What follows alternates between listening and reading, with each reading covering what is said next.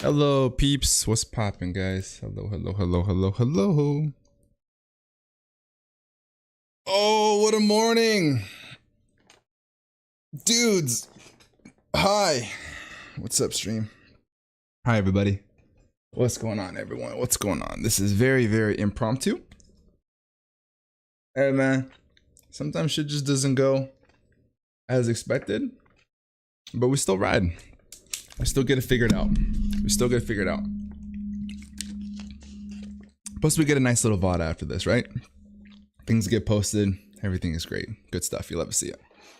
Hi, hello there, how's it going? I am the Grandmaster, and I also go by D-Ray, your coach of the San Diego Spirits, bringing you guys today season number 8 of the BBR Main Division Draft League.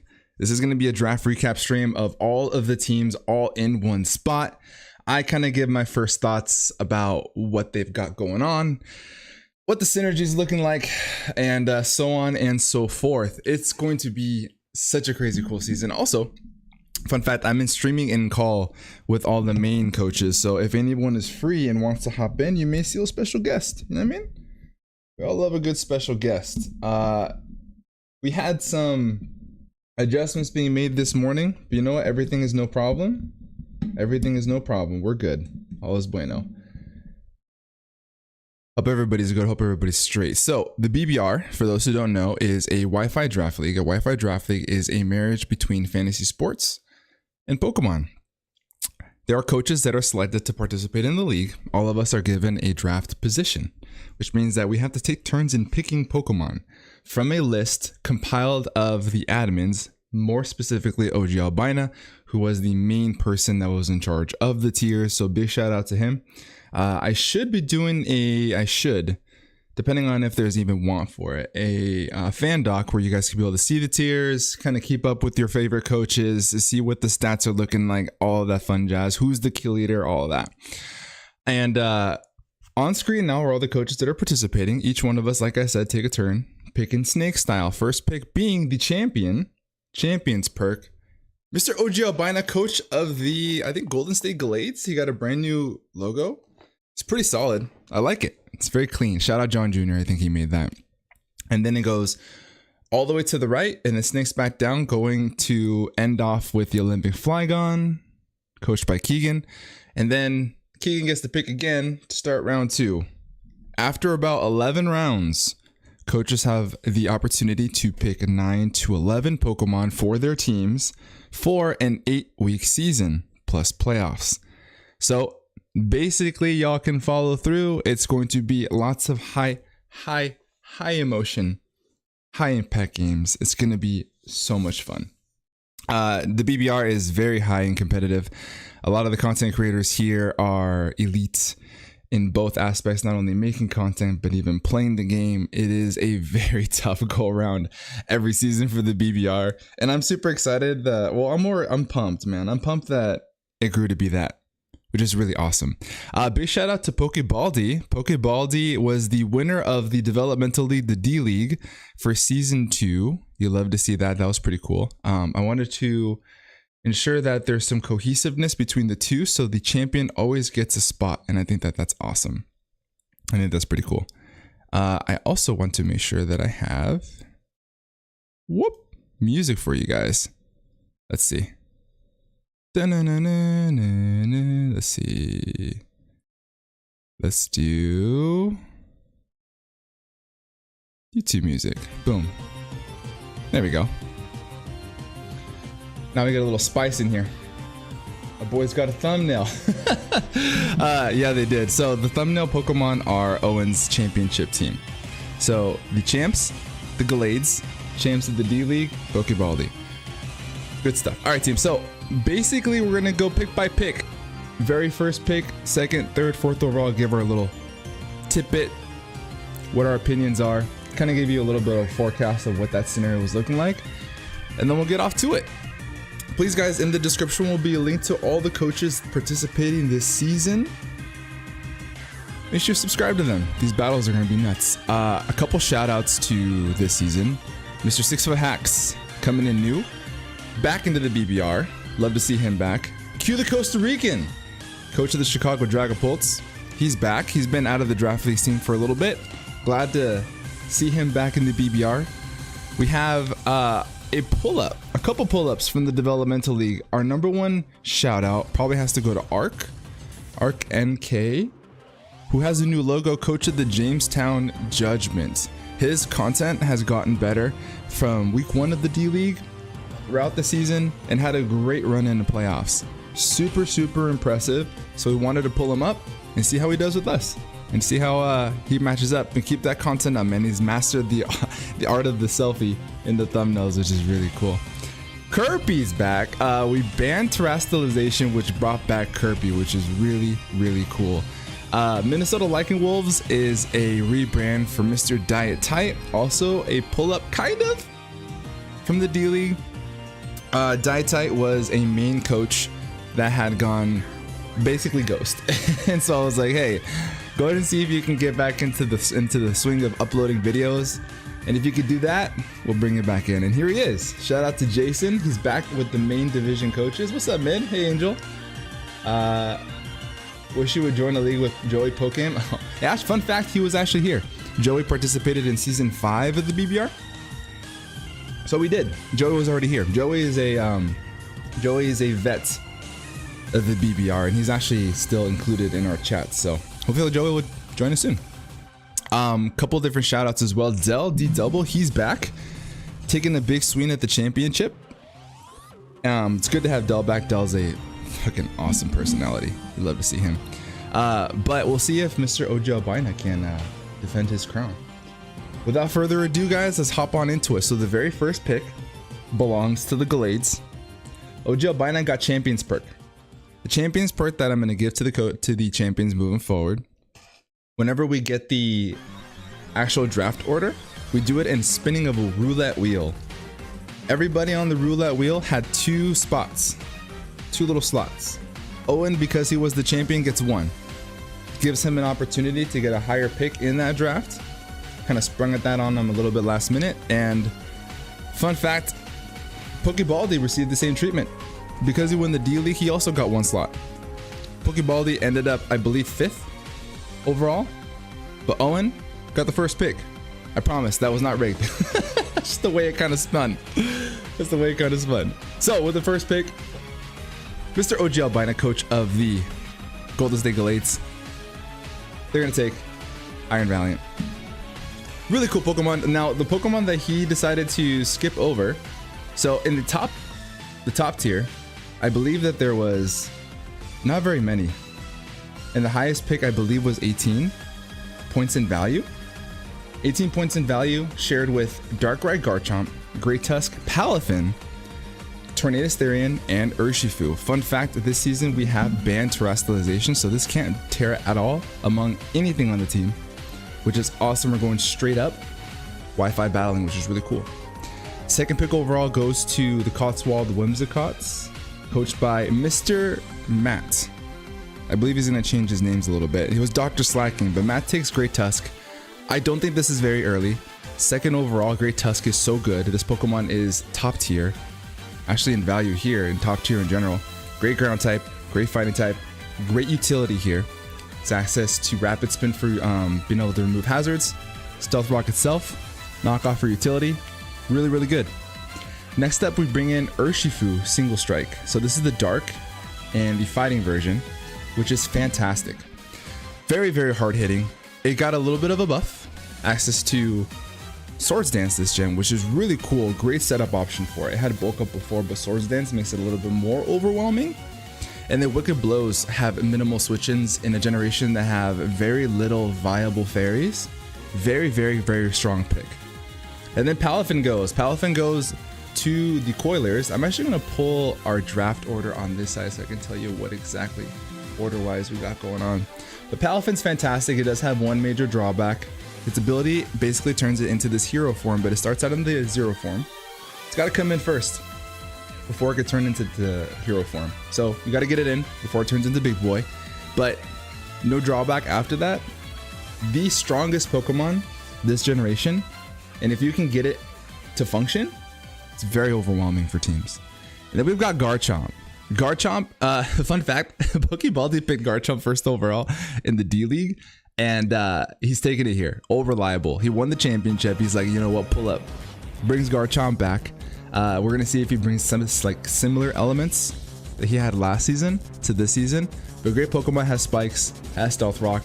It did lose Dragon Dance, but it does have Swords Dance plus Scale Shot to be able to sweep through teams. I think that's pretty solid. Fantastic pick in the first round for Baldi.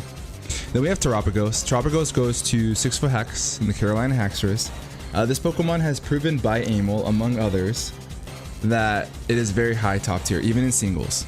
So elite in VGC and also elite in Draft League. This Pokemon hits very, very hard. Terra Starstorm, fantastic stab Pokemon stat move. Excuse me, I had a burp there. And it gets access to Rapid Spin, cool utility. Its ability allows any of the first moves, as long as it's full health, to not be super effective, which is really good. Then we got Darkrai to Amel. Darkrai it passed the fraud allegations. Well, it's still in the fraud allegations, but we've kind of gotten over it, is what I mean by that. We thought it would be a little bit overpowered, but not allowed in Draft League, but we started to tamper with it, and we realized that it's decent, it's okay. So it's not a surprise that it fell back so far to Amel. Very good Dark type, very, very fast Pokemon, fantastic coverage, Sludge Bomb for the fairies, and clicking Dark Pulse and spamming that is going to be really nice, and Amel's a scary coach to have that too. Ursaluna Blood Moon goes very, very high in the first round. Not surprising. Ursaluna Blood Moon's very, very strong. Normal and ground type. Having the ability Mind's Eye to essentially have no switch-ins. So a normal type move can hit a ghost type, which is really cool for it. Access to the Blood Moon move, which is very, very powerful. With only the drawback of not being able to click it twice in a row. It's hard to switch into. Fantastic Special Breaker. And then we got the Jamestown Judgment with Greninja. Greninja has slowly climbed this gen. He has access to both broken abilities, Protein and Battle Bond. Battle Bond's a little bit nerfed. Well, not a little bit, it's a lot nerfed this gen. Before it would turn form, and it gets a boost in attack and speed. Not only gets that speed boost once. If you switch out, you lose your boosts, which makes it a little bit easier to use. So now he can use both Battle Bond and Protein. Fast Dark Water type, Spiker, good utility, has access to U-turn for pivot momentum. Very good offensive Pokemon, very fast Pokemon. Then you have Gouging Fire with Kirby. Fun fact, Kirby actually did not draft his team, so please make sure you check out his draft analysis. I'm looking forward to it the most, I think, because shout out to It's Whatever. He's the one that drafted the team for Kirby. He asked him to, and he decided to take Gouging Fire for Kirby. Very strong Pokemon, Dragon Fire type. Fits a lot of roles on teams. Could be a sweeper, a bulky wall. It could be a Pokemon to just soak up hits for the rest of his team and be a endgame threat. Very powerful Pokemon. Then we have Latios to the Portland Nightshaders. Like, Latios is very, very strong. I love it. It's one of my top favorite Pokemon to use in draft. I've used it a lot in Generation 8. I got a chance to use it at the tail end of another league recently, and it's done exactly the same stuff that it did in Gen 8. Very fast, base 110. Very strong, base 130 special attack. Great coverage moves. And they give it access to Flip Turn, which is cool. Having that, offensive pivot momentum is going to be solid for a Pokemon that hits super hard and opponents have to prep for him right away. Then we have Excadrill to the Carolina Clefables. Panther takes old reliable, old head takes an old Pokemon. Excadrill, very powerful ground and steel type Pokemon, has access to rapid spin and stealth rock, so it doesn't have to be the sweeper. It could be a utility set to support the team. With Sand Rush, this Pokemon can be very scary in endgame, so we probably assume that Panther's gonna take some sand. That'll be pretty nuts if he does. Swords Dance to sweep teams. You can break teams, has Mold Breaker, so Pokemon with Levitate are not a switch into its ground type moves. And then we have Tornadus falling very, very low to TERA. Tornadus is falling from grace for Generation 9. It's not as good. I mean, it still has majority of its tools, but seeing this thing in the end of first rounds is kind of common instead of the beginning of the first round, like in Gen 8. But nonetheless, it goes to TERA. And I believe he was the 13th pick or so, 13th or 14th pick. He was right before me, so you're about to see my pick, which is Goldango. I wanted to take Goldango right away. Goldango was my #1 want, no matter where it was, unless I was under the top 5 or top 8. If I was in the top 8, I wouldn't have taken Goldango, but the fact that we ended up towards the end, I was like, that's perfect Goldango range. I had it in round 1 of another league, and it carried me to finals. Didn't win that championship, unfortunately, but it was very reliable. Fantastic ability in Gold Gold. Great steel and ghost typing, very unique to Aegislash that is not in the gen. Great, fits a lot of roles to the team. Could be a breaker, could be a utility set, it could be a support for the team. Does a lot of stuff, fills a lot of shoes, which is great. Sneasler goes to Q the Costa Rican. I love Sneasler. I did get a chance to use it once. The Dire Claw button is allowed. You can click Dire Claw. So there is an opportunity for sleep every single time he clicks that move. It's different from OU. So in Draft League, we do not have, we're allowed to use sleep-based moves, but the sleep clause, which means that you can only put 1 Pokemon to sleep at a time.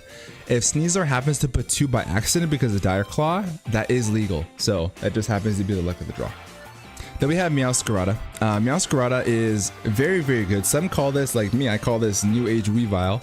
Access to Protein, Triple Axle knockoff, U-turn. It's basically Weavile on steroids, but cat form. Yeah, dude, this is a fantastic end round pick.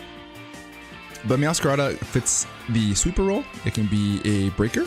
It could be a support piece with access to spikes for the team, which could be really nice. Now he gets to go right away, snakes back around like how we talked about before, and he gets to go back-to-back picks because he's the last pick, 16 slot in the draft. So he starts out round 2 and takes Iron Hands. Fun fact, I really wanted to get Meowscarada after getting Goldango, but I knew that he was going to get Goldango in the first place. And so I had to pick, so I ended up getting Goldango over Meowscarada, but he pairs Meowscarada with Iron Hands, which is very solid, very fantastic Pokemon to remove, very hard hitting, very fat, doesn't take a lot of damage from majority of the hits that it takes. So very cool piece to pair with Meowscarada, helps it with the bulky waters that it doesn't want to switch into, or it can't switch into because it doesn't have that bulk. And then we have Zapdos paired off with Sneasler for the Chicago Pulse. I love Zapdos, all reliable. It's been the same ever since the beginning. Once it got access to Hurricane, it was a done deal. It doesn't have Defog anymore, but that's okay. It can still run its annoying static sets with Roost U-turn and volt switch for pivot momentum, and being able to spread statics to a team and be that defensive wall is great value for a squad. Leading to me, I took Samurai Hisui. Samurai Hisui is a elite partner, I think, with Gholdengo. I think these two Pokemon function really well together, covering each other's weaknesses, and being able to use Ceaseless Edge to get an automatic spike setup is so broken. And having Gholdengo with the Good as Gold ability to ensure that we can have a better opportunity to keep those spikes up is so good. The Sharpness ability lets it boost a lot of moves, things like Sacred Sword, things like Aqua Cutter. Hits very hard with only base 110 attack, which is great. Kyurem is another old reliable, very old head. So Tira's going for like a generation 8/7 draft team, I should say. Still very threatening. Kyurem, it does have access to Dragon Dance now, so it can run Icicle Spear sets with like loaded dice. Has Freeze Dry, still a very strong special breaker. Dragon and Ice typing is pretty clutch, and it's going to allow Tornadus is going to give it a lot of opportunities to come in and let Kyurem click a button. Then we got Cinderace. Cinderace with the Carolina Clefables, very strong fire type, very fast fire type. This is probably here to help with the grass types that want to come in on the Excadrill.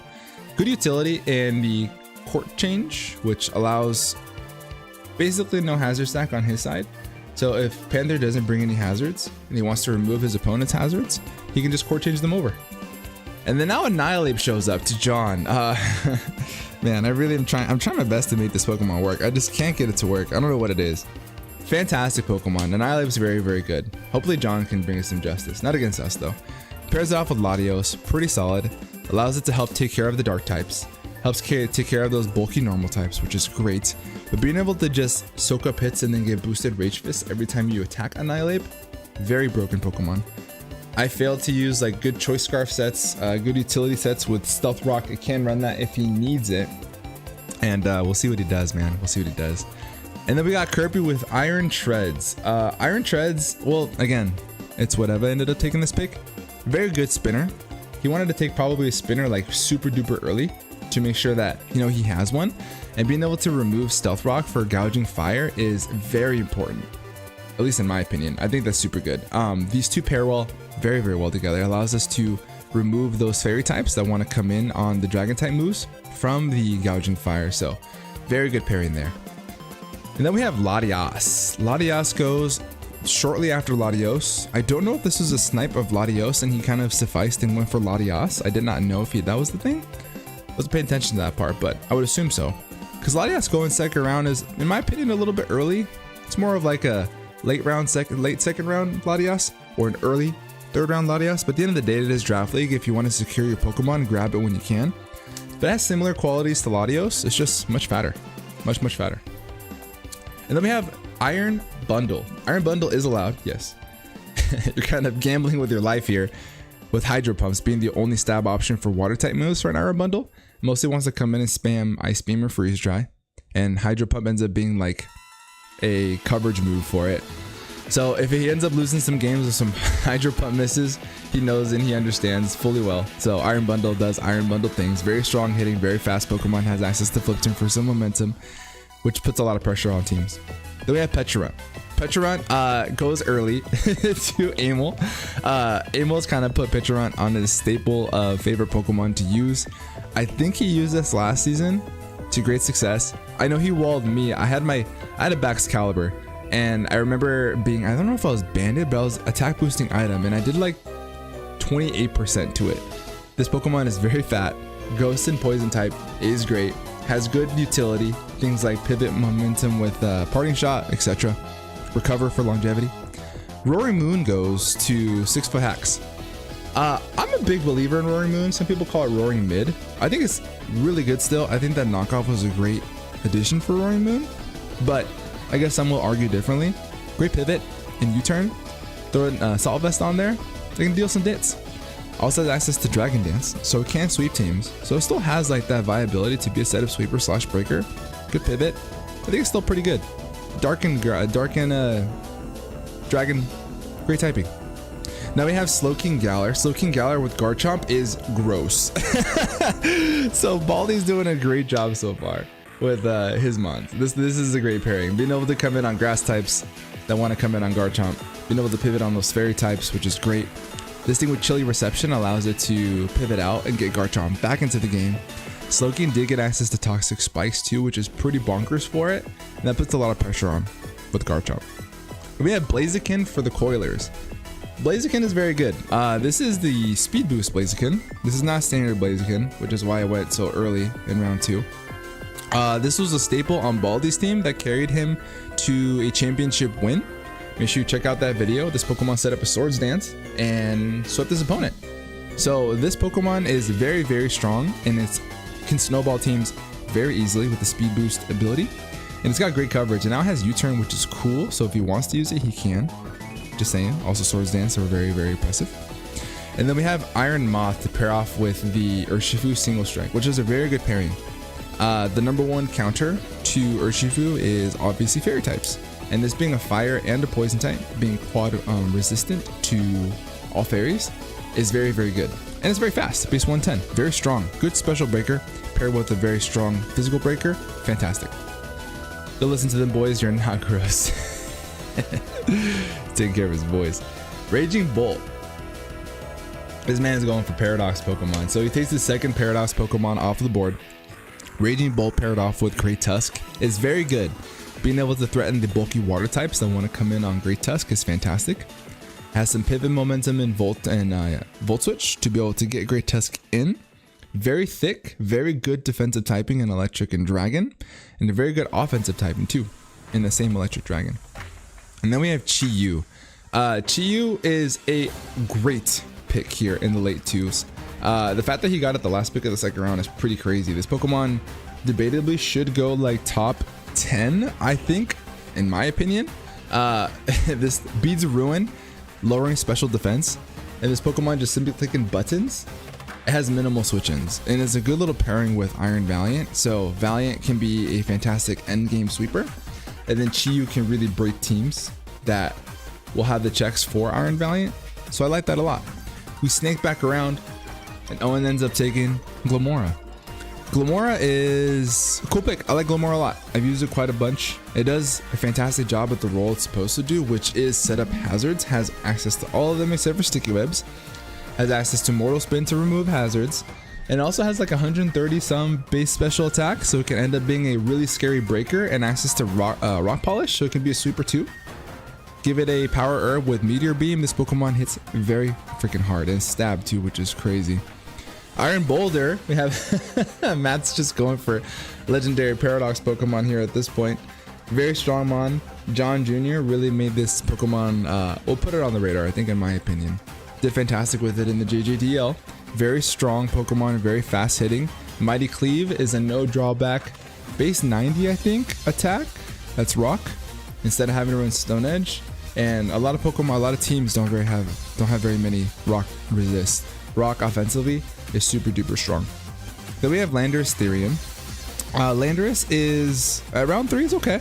I mean, Fallen from Grace, the king has fallen. Very strong Pokemon. It could be a breaker. Mitigating speed tier, base 91, I think. It still has knockoff, it still has U-turn, it still has some utility for a team. It can still break, it just doesn't have rock polish anymore, so it can't run away with games. But being able to still Swords Dance up or bulk up is still really valuable for Landorus. So it can still do Landorus things, just not as well as it did last gen. Then we have Arcaludon. I love Arcaludon. I had it as a TERA captain in a different league, and it carried me. It was very, very strong. Even without TERA, it's great because a lot of those games that I had it, I didn't have to TERA it. Dragon and Steel is a fantastic defensive typing. Has so many resistances, which is crazy. It has great setup options and things like Swords Dance. It can Iron Defense and Body Press stuff, and Stamina pairing off with that becomes a little bit overwhelming for some teams, and I think it's a really good Pokemon.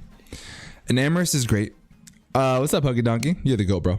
Enamorus is great. Enamorus being a very strong fairy type, hits very, very fucking hard. Fun fact, I played Owen, the champion, last season, and I didn't have a very good fairy resist. And this dude just slapped this choice specs on this thing, which is a little bit unexpected because of the fairy typing, and I had so many threats to set up Stealth Rock. But once he got Enamorus in, he simply just clicked Moonblast, and I had nothing for it. Very strong special breaker. We got Ogerpon. Ogerpon, Wellspring. Fun fact, in the BBR, we do not, we allow all of the forms. So all masks of Ogerpon can be on different teams. So this is the water and the grass one. Very fast, 110, very strong. Being able to use Ivy Cudgel based water moves at that high crit rate is great. Fantastic coverage, play rough, has access to things like Stomping Tantrum, which is great. Knockoff to remove items, spikes, which is great. Quackle. So now we have some removal and an offensive sweeping threats with Amol. This team is looking really scary. Amol is so fucking good at this game, and the fact that he has these 3 Pokemon terrify me. Quackle's ability of Moxie paired off with its special exclusive move in Aqua Step that boosts his attack every time you knock something out, and then Aqua Step being able to give you a special speed boost every single time you use it, 100% of the time. Very scary breaker. Then we have Azumarill. Ozzy, man, great breaker. Access to huge power, being able to spam those Aqua Jets, very good. Still has really good utility in his other abilities too, things like Thick Fat. Ozzy was one of those Pokemon that can fill a lot of roles on the team. It's very anti-meta. You see it a lot on a lot of draft leagues in the beginning of the generation just because of his fantastic fairy and water typing. A little bit bulkier than, little potential to be a little bit bulkier than Primarina because of that Thick Fat ability, which is really cool. Corviknight goes to pair off. Very scary team so far. I'm not the biggest believer in Corviknight. I don't think I like Corviknight too much. I'm more of a Skarmy guy myself. You know, potato, pick your flavor of ice cream. But this Pokemon having access to Defog is really good for a team. Has U-turn to pivot around. Soak-up hits, has access to Iron Defense and Body Press sets. Roost can make it very annoying. I don't know, I can't just get it to work. I'm mostly just a Skarmory fan. I like to set up my hazards. Removing them isn't as enticing, but removal is kind of a dime a dozen here. Bigger fan of Rapid Spin than I am Defog. And then we have Rillaboom going off here to Kirby. It's whatever pairs off these 3 together, which is very, very good.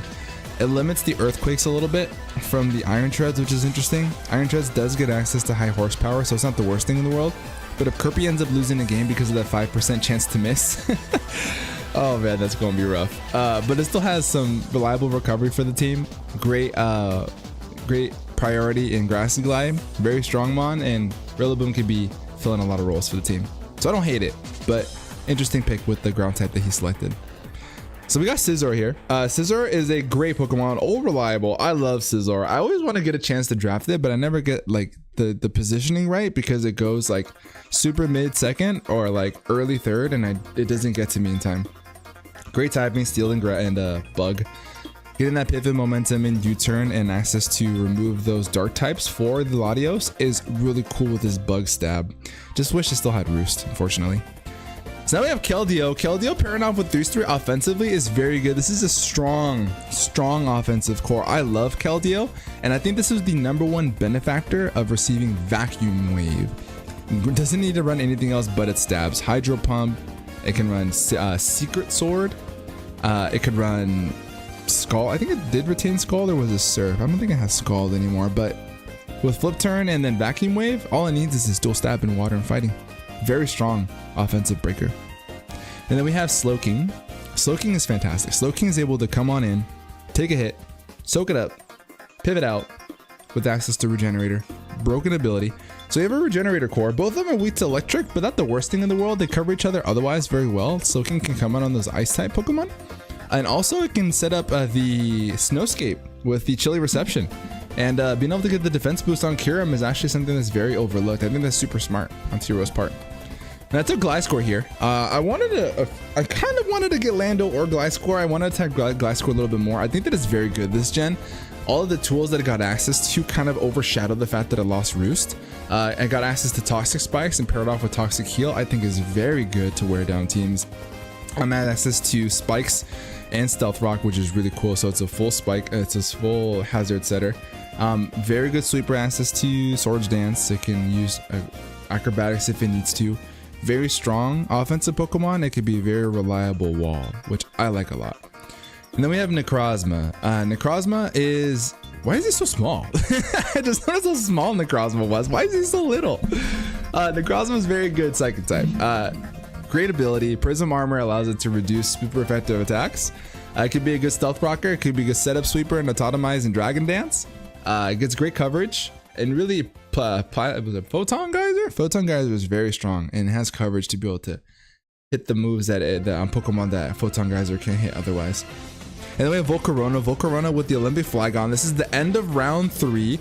I'm not a big fan of Volcarona. I don't really have much commentary on it. I don't like it. I mean, I've used it maybe twice. I just don't find it. I feel like it misses out on the KOs that it needs, and it's very easily stopped from setting up quiver dances, and it's easily revenged. Just the typing is so annoying. It forces itself to run heavy duty boots, but nonetheless it's still a very strong offensive Pokemon. It has the ability to cover the fairy types that his other previous 2 Pokemon don't like at all.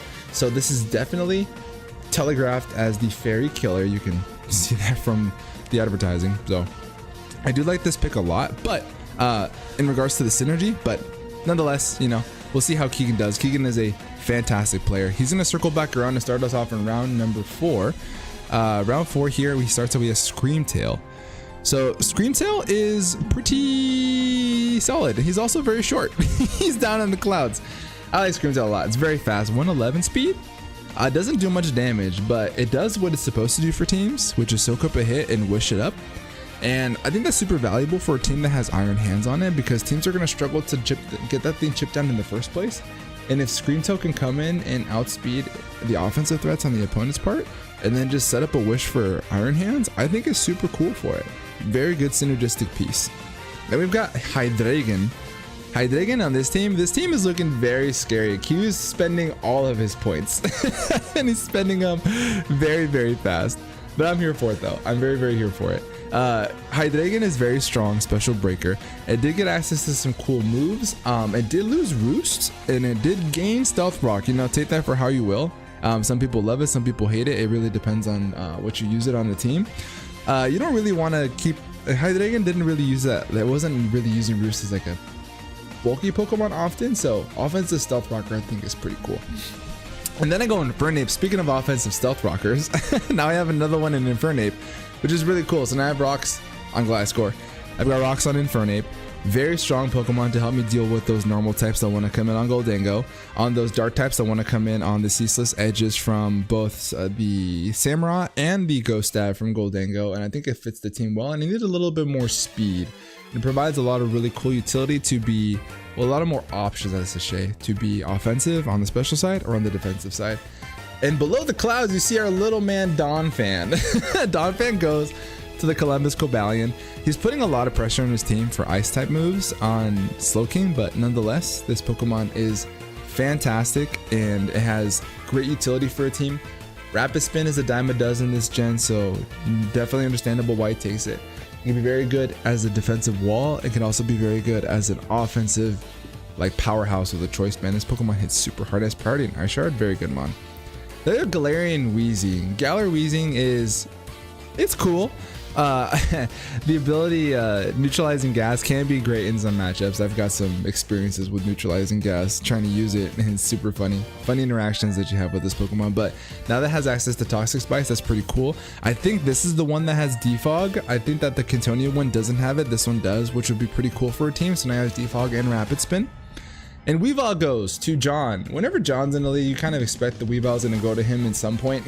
You know, Weavile's kind of a John mon. Very fast Pokemon. This is the fastest mon on his team. 123 or 124 speed, I believe it is. Very strong 125 attack. Has access to great offensive dual stabs. Ice and Dark, very good. Access to great priority and Ice Shard. Can still set up with Swords Dance on catching a switch. And this Pokemon can really run away with teams. Knockoff is great to remove items and do super amounts of damage. And then we have Azelf. Azelf's a cool Pokemon. I've always wanted to try Azelf. Very strong, very fast paced, 115. It can be physical, it can be special.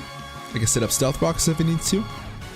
Great lead to be able to set up Stealth Rocks, use Explosion, and bring momentum in for another teammate, which is fantastic.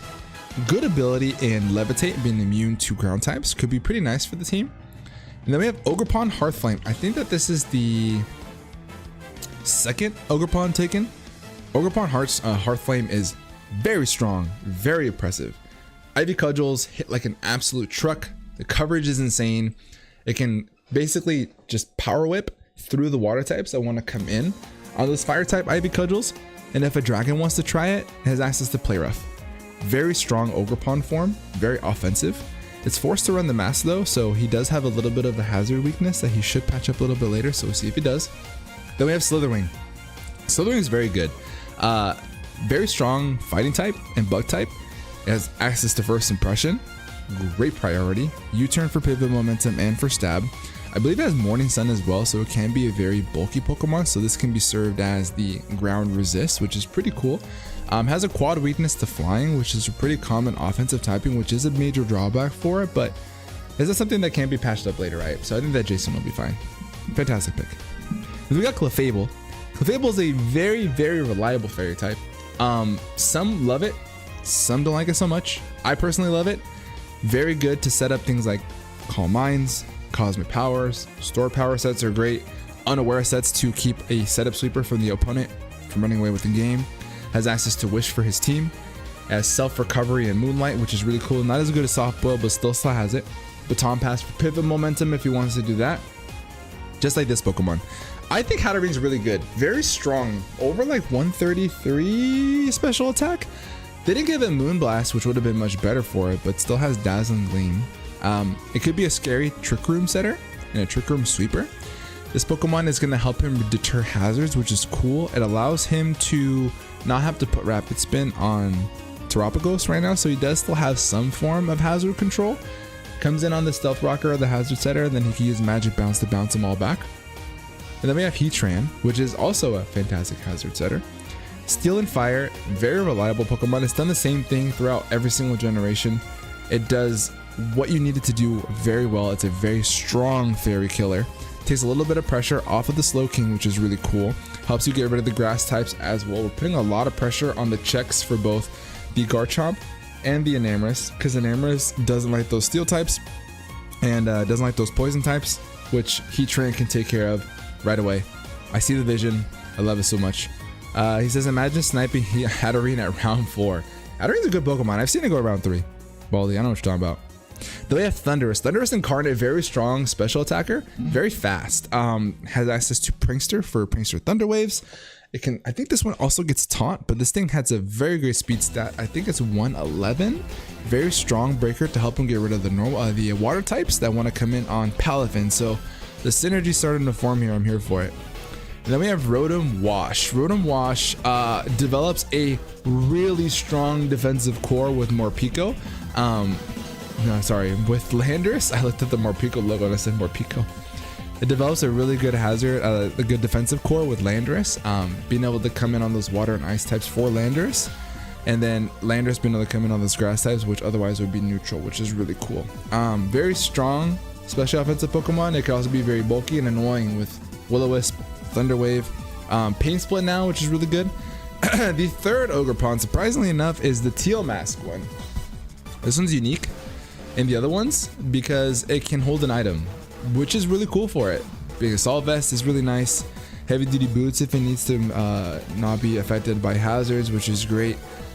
Band if it needs it. It gets the same amount of coverage, but Ivy Cudgel ends up being grass instead of rock, fire, or water. So it can still provide a great offensive presence. I loved Ogerpon when I had it. Grass isn't as great offensively, but nonetheless, being able to hold an item has a lot of value for Ogerpon. And then Swampert Reliable goes to the end of the 4th round for the Golden State Gallades. Water and ground type, very, very good. Has access to Flip Turn this gen, so it could be a good pivot. Has access to Stealth Rock that did not get spikes like his other water ground predecessors like Whiscash. They gave it to Whiscash, but didn't they give it to Swampert, which is actually kind of funny. And he pairs it off with Metagross. Metagross is one of Owen's favorite Pokemon, I think design-wise of all time, and just in general. I've seen him use Metagross quite often, so he does like to use it in Draft League as well. It's not like just his favorite aesthetic Pokemon, so I'm sure that he was ecstatic to get this mon. Got another Stealth Rocker here.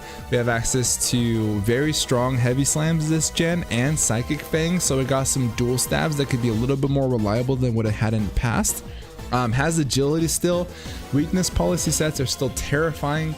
Metagross is a great steel type. The psychic type allows it to mitigate those fighting weaknesses, fighting attacks, but gives a little bit more weaknesses too, but still a great typing. Ting-Lu comes up. Ting-Lu with Matt. We have all legendary Pokemon. This man was like, I want all the Pokemon that have the most stats. Great ground and dark type. Fantastic ability. It's one of the ruin ones that removes or reduces special attack. So it's a fantastic special wall. Great hazard setter. It can be a good offensive powerhouse with earthquakes and throat chops. Very underrated Pokemon. I like Ting-Lu a lot. Very, very good pawn. And then we have Klefki. Klefki's you know, it's a Mayday pick for a lot of coaches. It's the best typing in the game. Steel and Fairy. Gets access to Prankster, so you can get those screens up with Light Screen and Reflect. Has access to spikes that it can get up on the way down if it needs to. Fairy Lock to be able to take care, to lock things in and trap them in if there's something that's annoying for Obo to deal with. He can do that as well. And then we have Shaman going to the Coilers. Very strong grass type. This is a season 7 champion. Raymond. Shaman is so good. Grass type, pure grass type. Seed Flare is his main attacking move. It gets reliable recovery and synthesis. Well, semi-recovery and reliable recovery depending on the weather. But Earth Power for coverage is really good for it. It does really, really well as a bulky threat or an offensive threat. I actually got fucking swept by a Scarf Shaman once. That was crazy. Crazy unexpected. Then we have Kilowattrel. Shaman equals best mon. Shaman is very good. I think it's very underrated. This Pokemon is also very underrated. This is my go-to for a lot of draft leagues. This is like the budget Zapdos, but is also much, much faster. So now he has a fantastic speed stat here. There's a good, the speed rolls are starting to fill out. Kilowattrel being his fastest mon. Next best is an Amorous. Electric and flying type, very good. Roost for longevity. It can run U-turn if it doesn't want to run Volt Switch. Very strong, electric, fast Pokemon. We always like to have, at least I personally like to have, very fast electric types. I think it's really valuable. They have Cobalion here. Cobalion is an interesting steel type. It did get really cool tools. It has access to Iron Defense plus Body Press, which is stab for it. So that could be kind of spicy. Volt Switch for momentum. Stealth Rocks is really cool. It could be a good defensive typing. It can't switch in on the fairy types very well. He has to kind of patch that up a little bit. But Cobalion, with the tools that it did get, it didn't lose anything per se, so it only really got better. So it's like next level from last gen. And Baxcalibur is a tried and true Pokemon. I love Baxcalibur. I've used it a lot. Very good at what it does. Very strong breaker. Very great sweeper. Has access to Ice Shard for priority. Give this thing some loaded dice. It can run Icicle Spear. Very strong dragon type Pokemon with access to the thermal exchange ability, so you can burn it. If you hit it with a fire type move, you boost his attack, it just makes it stronger. Very, very good here. I love this offensive piece. Baxcalibur is very strong. And then Tinkaton. I know that Tinkaton and John Jr. are very fond of this Pokemon. It's got the best typing in the game, just like Klefki. So having it go right after is not surprising. Good stealth blocker, good speed stat. Gigaton Hammer doesn't hit as hard as you think, but it is still much stronger than like an Iron Head. I just wish it had a little bit more power to make this Pokemon a little bit crazier, but it's a good utility Pokemon for the team. And then we have Cleavor, which is a very strong breaker. I like this pairing a lot. Being able to have offensive rock type move that simply clicks button plus sets up Stealth Rock. Very solid for the squad because everything on this team really appreciates hazards. Unfortunately, his only way to remove them right now is Defog on the Corviknight, which is a little bit counterproductive in setting up Stealth Rock with Cleavor, because then if you have hazards on your side and you need to remove them, you click Stone Edge, get your hazards up, and then bring in Corviknight to remove your side of the hazards, but then defog yours away. So hopefully he can get a Rapid Spinner down the line. And then we have Primarina. Primarina goes to a very strong team. This is a very colorful team. I like this team aesthetically, very strong. Primarina, very, very strong water and fairy type. Great pivot and flip turn, plus a special defense stat that is pretty tanky, so it can come in, soak up some hits, and then allow the rest of his team to come in, i.e. the Gouging Fire and the Rillaboom, and the longevity that Grassy Terrain provides is pretty solid. I like this synergy that's going on in Kirby's team right now. And then we have Diancie. Diancie is a tried and true fairy type, very good fairy type in case you haven't gotten one like early. It's a very strong mid-tier fairy. Fairy and rock, very strong. Good defensive stats. Not the best defensive typing. It gets fairy, which is a great defensive typing, but rock kind of hinders it a little bit. Being access to Trick Room is great for sweeping potential. Spikes this gen is very nice. And then we got Raikou coming up. Raikou is another old head, so I think that it could be possible that Panther is picking a lot of comfort picks here. Raikou is very strong and is also very fast, but as I say strong, I feel like it still kind of lacks a little bit in that sweeping potential and that breaking potential, but it still does very good at what it's supposed to do, and it has great coverage. Things like Scald, Aura Sphere, Extra Sentry, it's really all the tools it needs, and if Panther can position it right, it can be pretty scary for a team. And then we have Ursaluna. Ursaluna is very, very, very, very, very strong, and it's the second ground type on this team. So you could tell that the ground aspect here is going to be something that he really wants to go for. Ground spam is really strong. With Kyurem and Slowking, it can be pulled off. I like it a lot. It's also very strong normal type stab of Facade plus Guts boosted Flame Orb sets. Very good. He's developing a little bit of a weakness though, he'll patch it up. But Ursaluna going this late is crazy. Budget Zapdos last in Hurricane misses. No. And then we have Tentacruel for me. I wanted to get a spinner to reliably remove hazards on my side of the field without removing all of the hazard spam that I had planned on doing from the very beginning. It allows me to have another Toxic Spike user. It lost Scald, but it gained Flip Turn, so it's like a give and take, and a pretty solid speed stat at base 100. I like Tentacruel a lot. Good water and poison type. It's touching the ground, so it's able to remove the Toxic Spikes on my side. And then we have Mamoswine for Q the Costa Rican. Very strong dual stabs, ground and ice. Earthquake plus Icicle Crash plus Ice Spear, Ice Shard. Very difficult to switch into this Pokemon. And I think that it having Trailblaze, it's one of the best benefactors of Trailblaze slash the one turn speed boosting moves. I know that Q has used it a lot in the past, and he's used it to great success, so this is a terrifying pick for the rest of the league. And then we have Landorus going to the Olympic Flygon, the very last pick around number 5. We're at the midpoint, around the midpoint now. Landorus falling to round 5 is not surprising, but also very crazy at the same time. Very strong ground type Pokemon, but losing Rock Polish is actually kind of nuts for it, so it's kind of tamed it just a little bit. And you know, we'll see what we can do with this season. I got a couple text messages here, sorry guys.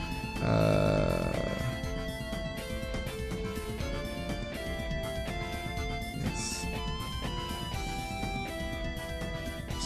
We have, I haven't seen this. Oh, we have sorry guys, had an important text I had to get there.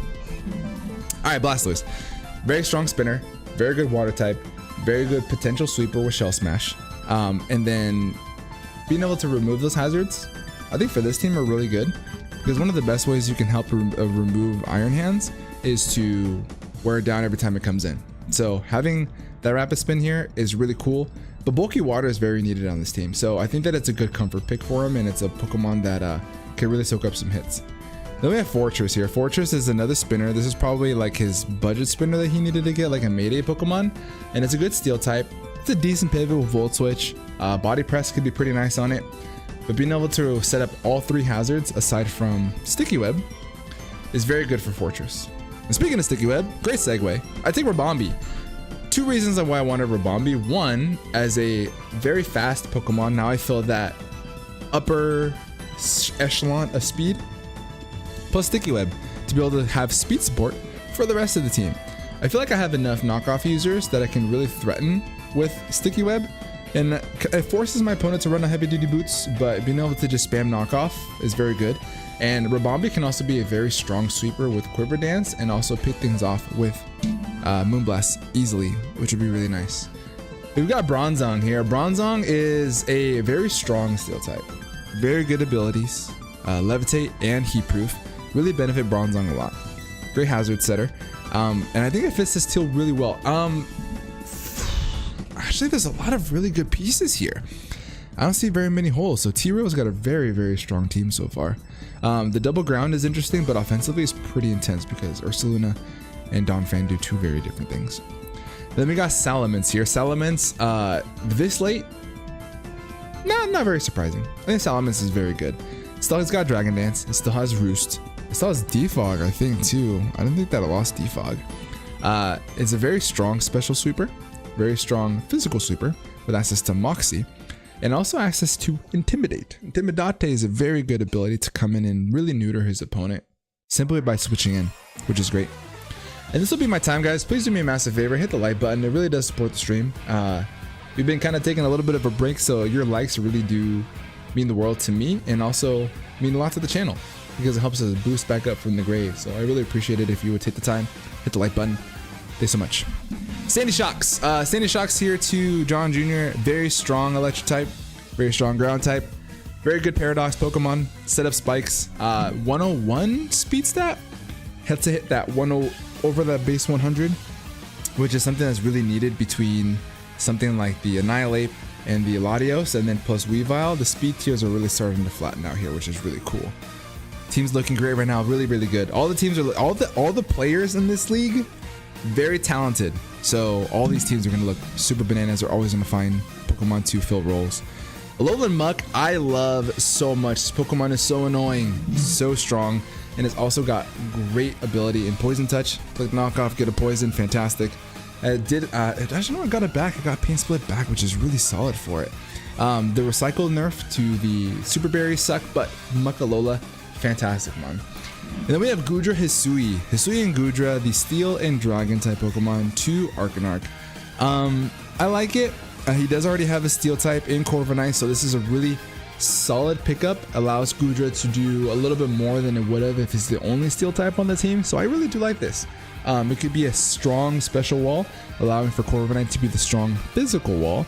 And Goodra also hits really hard on the special side. And I didn't get the same utilities that normal Goodra did, but nonetheless, it's still very strong and it can provide some utility. And then we got Zarude. Zarude here, very strong, base 105 speed. Knock off this gen, so great for Zarude. Fantastic Dark Stab, removing items, great. It didn't have it before, it had to run Darkest Lariat, which made Zarude much better, I think, in this gen. And then we got Chestnut here. Chestnut, grass, fighting type Pokemon.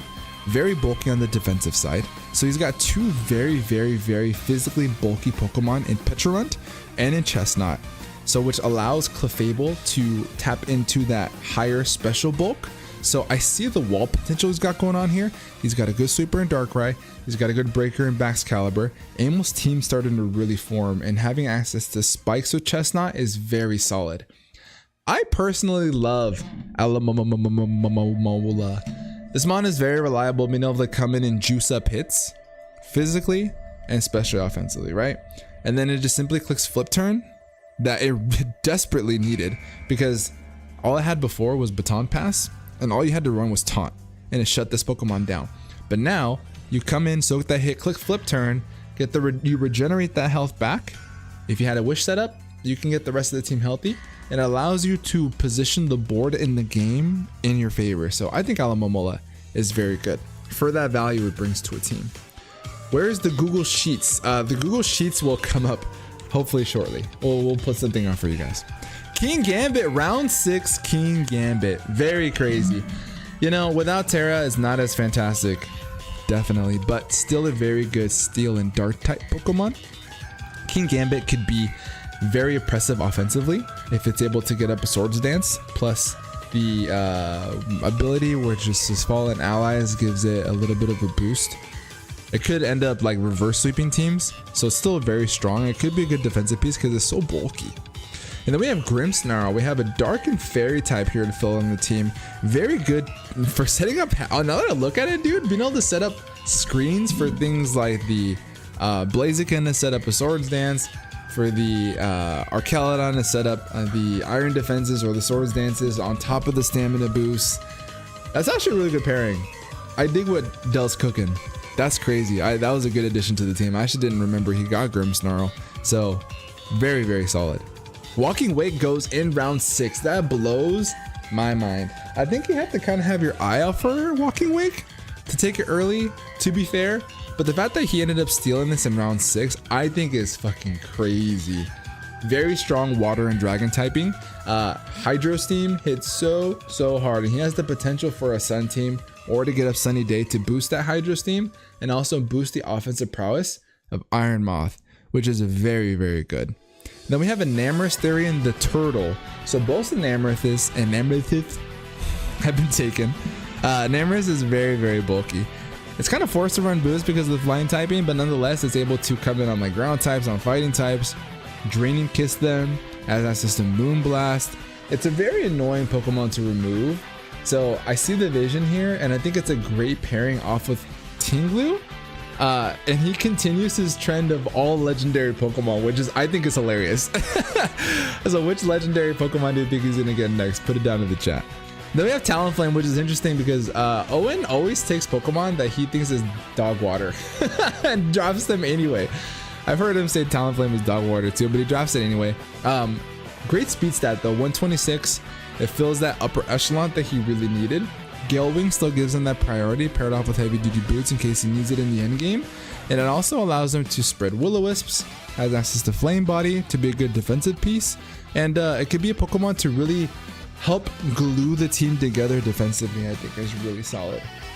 But now that the slides have kind of braked a little bit, we're going towards the end stretch here. We're going to rounds 7 through 10. So this is a really good opportunity to, one, please make sure you guys like the video. I really would appreciate it, or like the stream if you're still here. Mucho amor. Thank you guys so much for showing up. We had a little bit of we had to do some pivoting around this morning, but everything's no problem, you know. Things still gotta go according to plan. You gotta get the job done, man. If you keep the lights on, get the job done, baby. You know what I'm saying? In the description is a link to all your coaches participating this season. Please make sure you subscribe to each and every one of them. Turn on post notifications because these battles are going to be so freaking good. The talent in the BBR every single season is always crazy. It's so hard to get a win in the BBR because everyone is so good.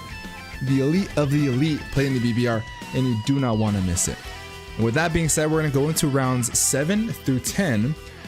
Coaches are allowed to pick 9 to 11 Pokemon, which means in the round 9, when we start that off, will be the last pick of their drafts. And they'll start to fall off here. And you'll see the completed teams. And make sure you guys let me know in the chat who is your favorite team so far and what your predictions are going to be. So with that being said, let's hop right on into it. We have round number 7, sneaking back around, Mr. OG Albina, coach of the Golden State Gallades. Pick up Decidueye. Decidueye is a very good grass and ghost type Pokemon. Fantastic utility. It did maintain Defog, so now he has another form of removal. He had it in Defog Talonflame, so now he has Mortal Spin plus 2 Defoggers. Very strong sweeper, nasty plot user, Swords Dance user. Has access to Shadow Sneak for pivot for priority, which is really solid for it. It has Stab and Trailblaze to be able to help it pivot, help it sweep teams really well as well. Poltergeist is also really hard to switch into. It could be physical, it could be special. I can't say enough good things about Decidueye. Now we have Iron Crown. Iron Crown, you know, you love it, you hate it, but you know that this man's gonna draft a legendary Pokemon. He's continuing the trend. My man is consistent. So now he takes another Paradox Pokemon, which is crazy. Like I said, give me all the Pokemon that have all of the stats. Steel and Psychic type, interesting. Very strong, special attacking Pokemon, and we'll see what he can do with it. I feel like Iron Crown is very unexplored. I feel like Matt's a very good candidate to help us see what it could really do. Then we have Brambleghast. Someone called John Jr. Brambleghast has been drafted. He has a spinner now. Ghost and Grass. Second Ghost and Grass of this round. Being able to come in and keep his opponent from removing hazards and remove them as well is really cool. That's all I really got for Brambleghast, to be honest. And then we have Piloswine. Very good budget ground type Pokemon. You know, Big Daddy Mamoswine was taken, so now little brother Piloswine goes as well. Very bulky with Eviolite. It can reliably set up Stealth Rock. Thick Fat has a great ability for it, especially with the dual typing. Even though it's typically more of a defensive piece, it can still be an offensive threat because of its dual typing. So it could be either or, offensively or defensive roles for the team. Then we have Serena. This is an actual snipe from me. I was going to take Serena this round, and I'm super upset. I was really mad. I wanted to get a lot of rapid spin support from my team. Originally, this is going to be my piece that I use to help me deal with water type Pokemon. And the fact that this was sniped here was absolutely devastating. I remember when he picked this, and I had it with my front office and we were ready to go, and this man took it, and then my heart was broken. Very good offensive pieces to be able to cover its weaknesses and also remove hazards and get some pivot momentum with reliable recovery. Very strong Pokemon Serena is. Clodsire falling this much is a little interesting. I wonder why. But this Pokemon develops a kind of gross defensive core here with Alamomola. I don't like this. This is very nasty. Unaware is great. Water Absorb is great. Hazard setting, spikes, stealth blocks, toxic spikes, recover for longevity. If you're not careful, Clodsire can be really, really tough to remove. Then we have Arcanine. Arcanine, very strong piece. Another breaker that can come in and deal with Pokemon that Baxcalibur can't otherwise. Like fairy types, very, very strong. I've used Arcanine Hisui in the past, and it is very reliable. Not so much so that it could miss those head smashes, but Reckless boosted head smashes and Reckless boosted flare blitzes are very strong, and pair that off with extreme speed makes it a very oppressive offensive Pokemon. And then we have Noivern. My voice is gonna be gone, team.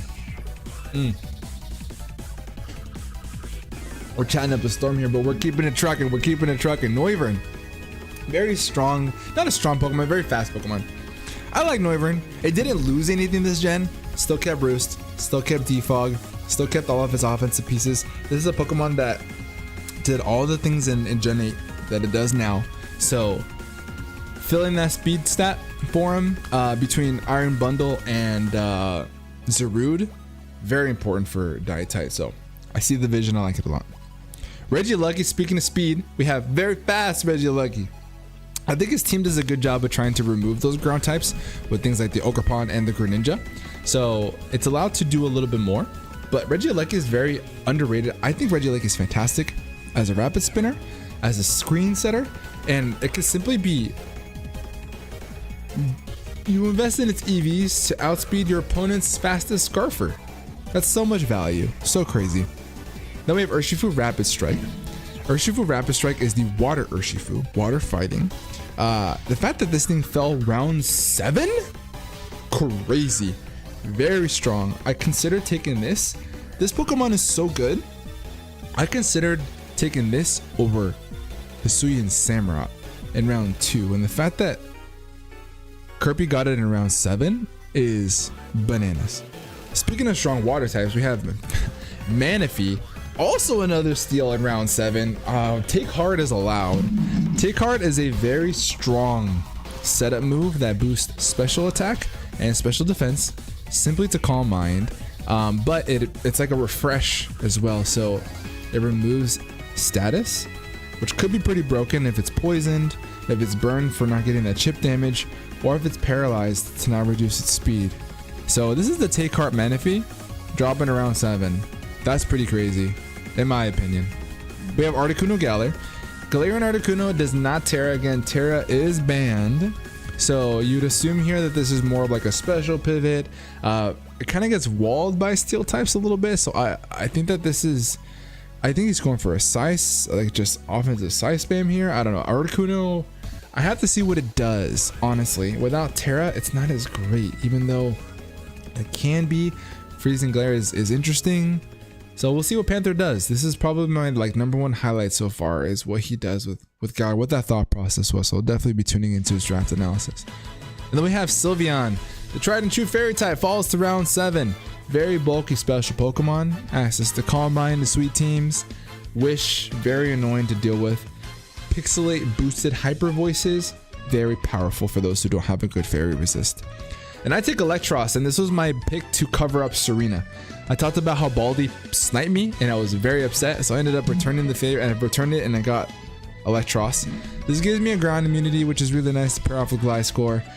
This Pokemon is going to help me remove those water types that are really annoying for things like the Infernape, things like the Goldengo, and things like the Samurott.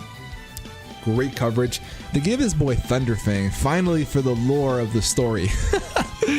And then we have Ninetales Alola that goes to the Chicago Dragapult. So now we have the fairy type of the team, which fits very well, actually.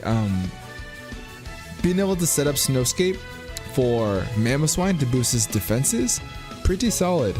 Access to Aurora Veil to help the Necrozma setup, or the Hydreigon, or the Sneasler, may have you.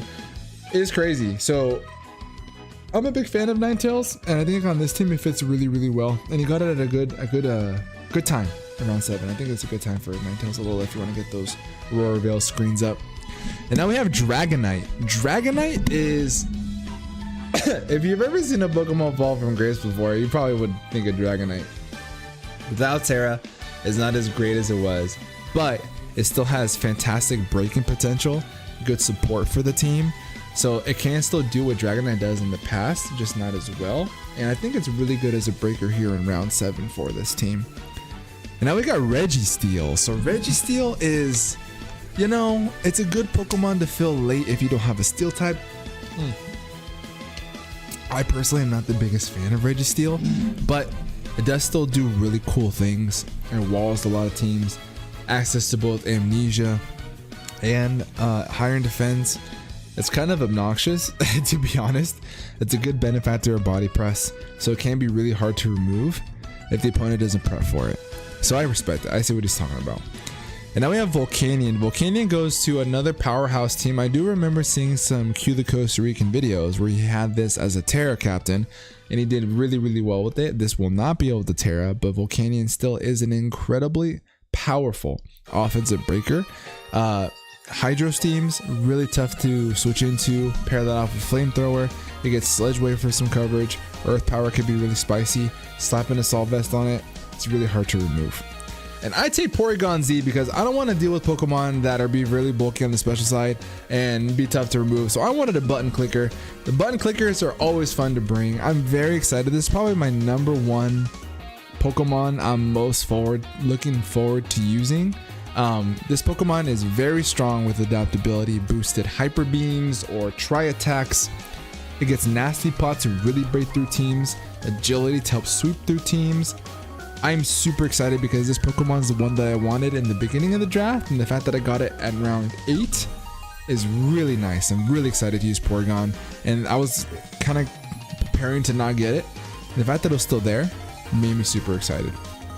Skuntank, someone called Kirby, Skuntank got picked. Very good, very good. Poison and Dark type Pokemon. Access to Toxic Spikes is nice. Knockoff to remove items. Sucker Punch for priority. Fire coverage for Steel types. Nasty Pot to sweep through or break through teams. It has a lot of tools to be very successful. I think it's a fantastic Pokemon, and it could be a makeshift Pokemon to come in and get Aftermath chip if he needs it. It could be the difference between games sometimes, so I think it's very good. Tero's team's looking very bulky right now. I agree. It's super tough to break through, plus Ursaluna, crazy. Tyranitar goes. We have the Sand Setter. Not much to say about this here. This was needed. We were trying to see if he takes a Powdon or Tyranitar. We have our answer. He spends a little bit more points to get it, but that's okay. Very good Dark and Rock type Pokemon. Get the sand up for the extra drill. We see the vision. The Dunsparce comes. The Dunsparce is very strong. Bulky normal type Pokemon. Access to Stealth Rock is great. Roost for longevity. Pivot momentum in Baton Pass. Glare for some good speed control. The Dunsparce is a very good Pokemon as a normal type, and it brings immense value to a team just because of the moves that it gets for the team to support it. It could also really go through teams with things like Boom Burst and Serene Grace powered, not powered, but you know, cheesed body presses. Very strong Pokemon. And then we have Electrode. Very fast Pokemon, allows to hit that elite speed tier of 150.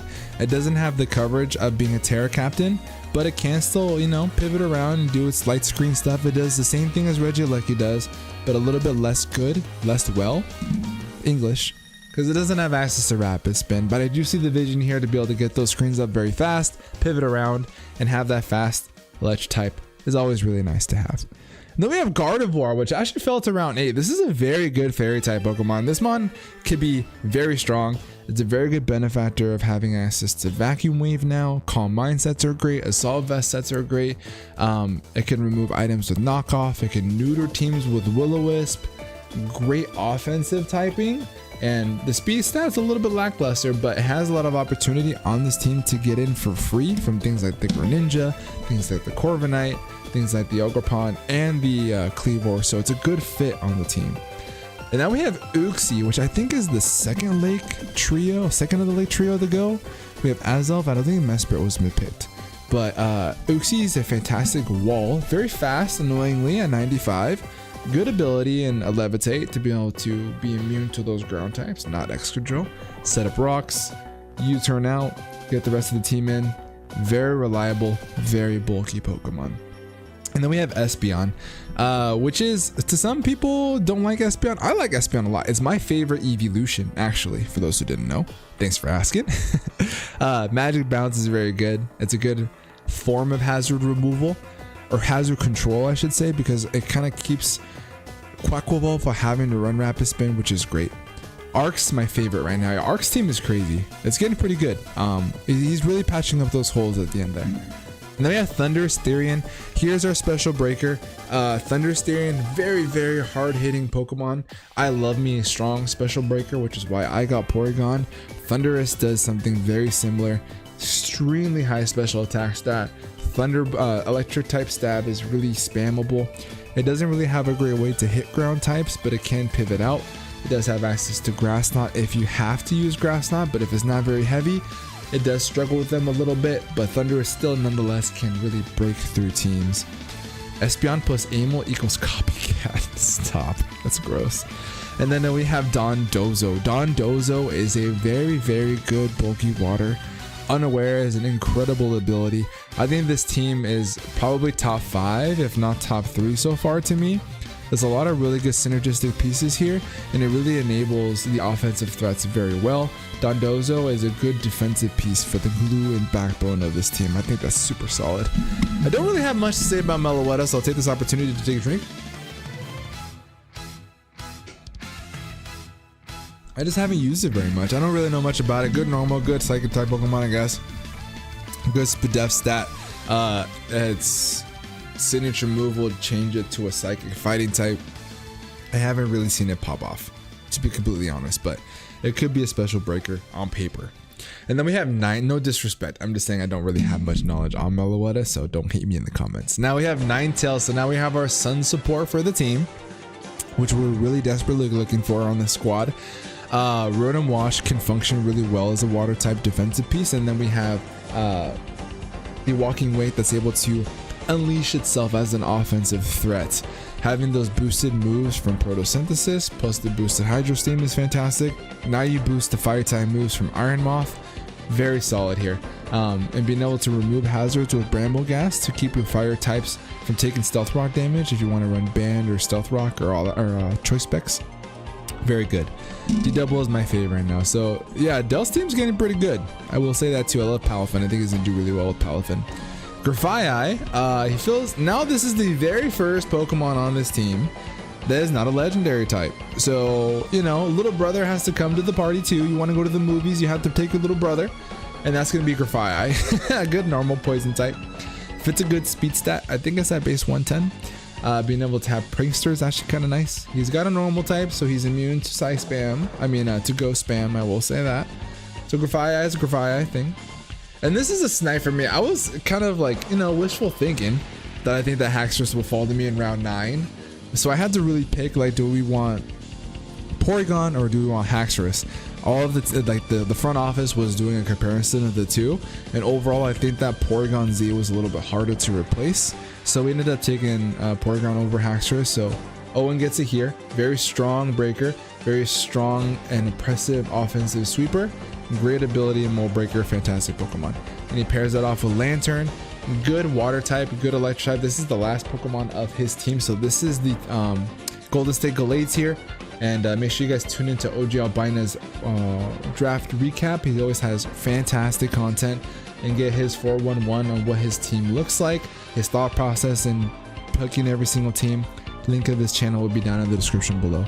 So that was his team. We won't see Owen pick again. He did only pick 9 Pokemon. And then we have Dr. Slacking, or Matt, I should say, excuse me.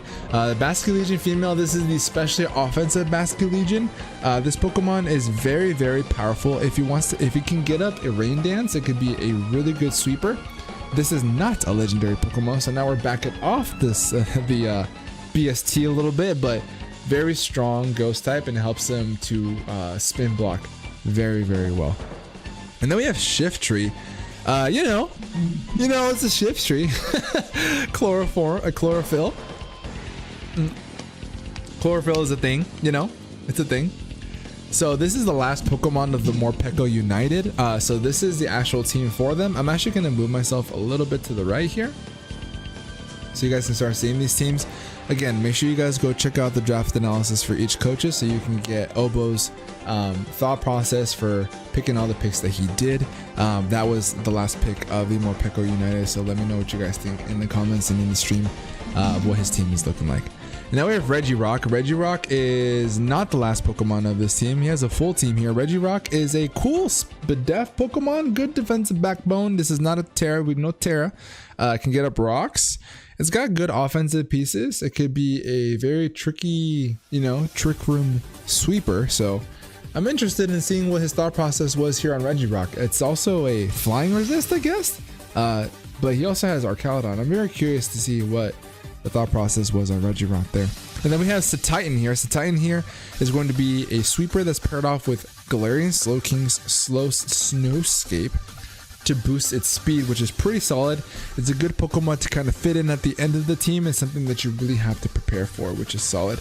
And that was Satitan, the last Pokemon for the Dundee Darmanitan. So please go check his draft analysis to get his thought process as well. And now we have Sinistra. Sinistra is a very good grass and ghost type Pokemon.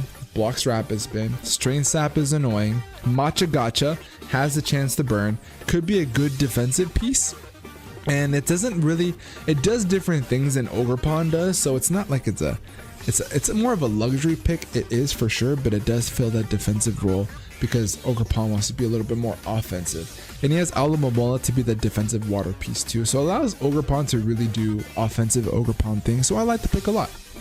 And then now we have the Sandslash. Sandslash is a really good Pokemon to fit in at the end of the team. Now we have Rapid Spin. It is a good ground type in that sense because it has good utility for the team. And if you can set up a Sandstorm for itself, it can really go through teams. It's very fast. It can be very fast in Sandstorm because it can, you know, it can really catch teams off guard. But Knockoff is great. Setting up hazards, spikes, Stealth Rock is great. Rapid Spin, fantastic. And then now we have Muck, Cantonian Muck. And I believe it is not his last pick. No. Cantonian Muck is got Poison Touch, which is really cool. Being able to spam knockoffs, poison jabs. Also has access to toxic spikes, which is really cool. Muck can actually be kind of annoying to remove. So very good budget grounded poison type. And speaking of budget grounded poison types, this Pokemon's a little bit more expensive than Muck. But being able to have access to Eviolite, making it so much bulkier, and having the same exact base stat total in all the same places as the regular Quillfish that cannot run Eviolite brings immense value to Quillfish. Gets access to hazards, spikes, stealth rock, no, spikes and toxic spikes, not stealth rock. Intimidate to be able to come on in on physical threats. And I think that this one did not get flip turn. It did not get flip turn, which is something to know, but it can be still a really good grounded poison type and a good defensive back piece. And another grounded poison type. So all the grounded poison types are going now. We have a Galarian Slowbro. Slap an Assault Vest on this Pokemon, and it could be really good to soak up those hits. Having access to Regenerator solid. This is our second grounded poison type, so we have 2 poison types. So this team really wants to get rid of fairy types. It really wants to get rid of them. And if he wants to run the cheesy quick draw scenario, I don't think that Kirby ever will, but he can if he wants to. And now we have another poison type. This could be considered a grounded poison type. It does have access to Levitate on some matchups, and also access to neutralizing gas, which I think is the better ability for it, and access to toxic spikes. I think that this one did not get defog, but it does still have Pain Split, Will-O-Wisp to be a very strong defensive piece. I know that John likes using Weezing a lot. We went to LA, we did some speed tour stuff, and I know that he had fun using it, so I'm not surprised he picked it up here for the main season. And then we have Quagsire here. Quagsire is, you know, it's a Quagsire. He does already have Keldeo, so he did want a little bit more of a bulky water type. I see the vision. Has access to all the hazards outside of Sticky Web. Unaware is a fantastic ability. Water Absorb is a fantastic ability. Being able to stop water type Pokemon for the most part. Maybe spam some Toxics on those water types that want to come in on Cinderace and on Excadrill. So I see what he's going for. I'm here for it. I'm in the passenger seat, Panther. I see what you're doing. I see what you're doing. And I believe that Panther, that was his very last pick of his draft, if I remember correctly. No, he has one more, actually. Excuse me. John's last pick was Weezing. Now we have Manshao here for T-Row, and it is not his last pick. Manshao ends up coming in here with a very strong offensive presence as a fighting type. This is the third regenerator Pokemon. It is going to be really, really hard to remove Pokemon off of T-Row. Very bulky mon. Very bulky mon. I think that this is one of my top 5s as well. I like T-Row's team a lot. I took Ogerpon Cornerstone. All Ogerpons have been taken. I wanted this one from the very beginning. This is our replacement for Haxorus. So because I wanted it in the beginning, we ended up moving over to Haxorus. Haxorus got sniped, went to the Glades. We took Ogerpon to be that offensive powerhouse with Stab, Rock, Ivy Cudgels, plus Swords Dance. It could be a really impressive Pokemon. Its ability gives it 20% boost for free. Very, very strong Ogerpon form. And now we have Indeedee. He can have access to Indeedee male or Indeedee female, I believe is what we did this season. Access to Psychic Terrain to help boost like a Psychic Seed Sneasler. This has access to Expanding Force, which is really cool. Being able to have a Psy Spam opportunity paired off with Necrozma. Very good synergistic piece, and it really brings the team together at a low price. So Indeedee fits the squad really, really well. Now we have Bruxish, man. Bruxish is the most ugly. Oh my god. You know, like when your grandma has dentures and then the dog took them, right? This is what the dog looks like, but it's a fish. God, this Pokemon's ugly. Very strong though, I will admit. It's a good budget mon, I will say. I've seen Bruxish do some really solid stuff, so we'll see how he does. That was Keegan's last Pokemon, so make sure you go check out his draft analysis and he gives an explanation of why he picked Bruxish. And we end up rounding out our team with Morpeko. Morpeko is super adorable and a very good budget. I think I picked this up with 3 points. 3-point Morpeko. It has Rapid Spin.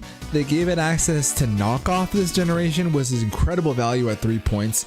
With Aura Wheel being electric or dark depending on the form because of the ability, and getting a +1 speed boost for free.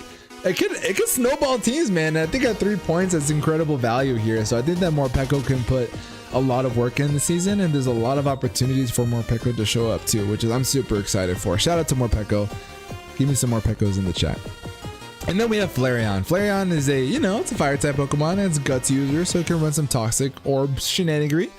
It helps them with fairy types that could be a little bit difficult to deal with outside of Bronzong, but most fairies get Shadow Ball, so I think that's one of the reasons why, but he mostly had some points left over, so he just wanted to use those 3 points on Flareon. Flareon was in the same tier as Morpeko, just saying. Appleton, look at the pie. He's down in the clouds, and then all you see is pie. Look how adorable this is. I love Appleton. I think Appleton is a fantastic 3-point Pokemon. Appleton is a dragon and grass type mon. Has access to Thick Fast, so reduces the 4 times weakness to ice. Recover for longevity. Leech Seed to be annoying. Apple Acid, very strong move to spam and drop special defense. I see the vision. And then we got Vigoroth. Vigoroth is an Evilimon. This is his bulky normal type Pokemon. This does not have the Truant ability that his evolved form Slacking has, so it can be pretty bulky. It's got some decent offensive opportunities to really poke holes in teams. Crush Claw is actually kind of cool for it. It's got some decent coverage, but it's a budget normal type Pokemon because he didn't have one, so I see what he's going for. So that's all of Kirby's Pokemon. Go watch his draft analysis. Not only will be the first time you see him break it down, but it'll be the first time you see him actually look at his team, which is good. I think is gonna be super funny. Sandaconda. I am a true believer in Sandaconda. I think it's a fantastic ground type Pokemon. Coil to set up, Shed Skin plus Rest, fantastic. Stealth Rock opportunities, very bulky on the defensive side. Sandaconda is a very, very, very good budget ground type. I feel like it's very underrated for the stats that it has. I think it's really, really solid. And then we have the Minnesota Lycan Wolves finishing out their very last point by actually getting Pikachu, which funny enough, as a 1-point Pokemon is extreme value. He ends up taking, he has one more 1-point Pokemon. Excuse me. So I'm foreshadowing here. But Pikachu with the Light Ball, fun fact, actually hits harder than Thunderous Therian. Crazy. So Pikachu is very strong, very slow, but also very strong if you can't careful. I did see Kirby sweep somebody with a Pikachu, but it is Kirby, so you know, not surprising. Last pick for the Montreal ISQs, we have Noctowl. Noctowl is a 1-point Pokemon that has really good value for the team. As a defogger, we got a normal type, access to Roost, Hyper Voice with Throat Spray is pretty solid. They give him Moonblast, which is really nice for it. Agility, which is cool. Nasty Plot to be able to break stuff, and you know that Emil is gonna cook with this Pokemon. I'm super terrified for him to have this. And speaking of half normal types, the Carolina Haxorus take Pyroar.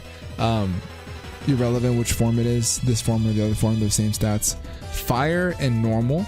It has a base speed above 100. I think it's 105. It could be 101, one of the two. Hyper Voices plus Throat Spray, very strong. Spamming fire type moves, very good. But he needed a normal type. He wanted a fire type to be able to come in on things like fairy types. I see the vision. And now we have Trapinch. Trapinch to the... It's a good value, man. The Trapinch ended up being 1 point. In some leagues, I see it going 3 points. Why?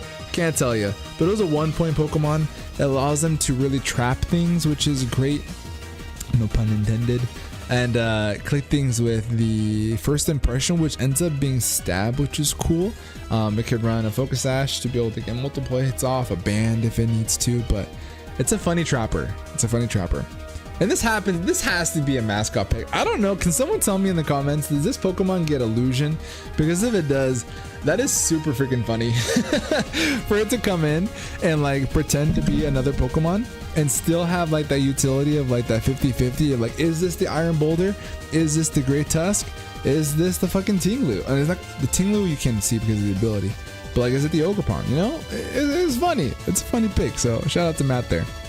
And then we have Dracloak coming back around because this is now round 11. We're going to see all of the last picks of the draft now.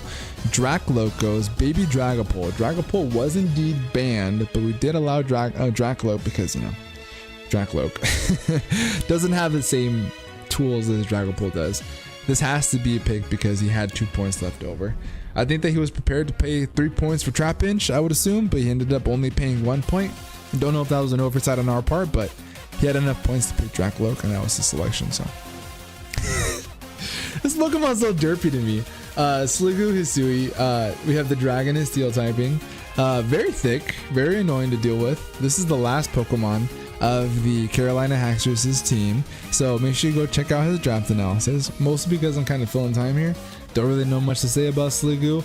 I do know that it is really bulky. It does have access to Acid Armor, though, which could be annoying to deal with like Rest Talk sets, but you know, it's a Hisuian Sliggoo. Hisuian Sliggoo. Gotta say that 3 times fast.